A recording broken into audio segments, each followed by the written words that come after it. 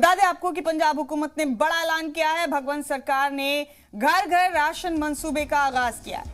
भगवंत मान सरकार ने यह बड़ा फैसला किया है। पंजाब में अब राशन की डोर स्टेप डिलीवरी शुरू होगी। घर घर राशन पहुंचाएगी आम आदमी पार्टी की हुकूमत। बाज़ाब्ता कॉल करके वक्त लेकर राशन घर घर पहुंचाया जाएगा।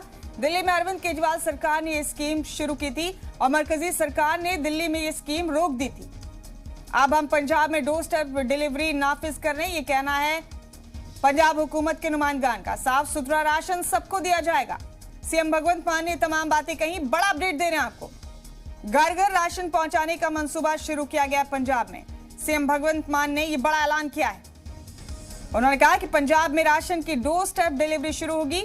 दिल्ली में अरविंद केजरीवाल की हुकूमत ने यह स्कीम शुरू की थी, लेकिन मरकजी हुकूमत ने स्कीम को बंद करवा दिया था।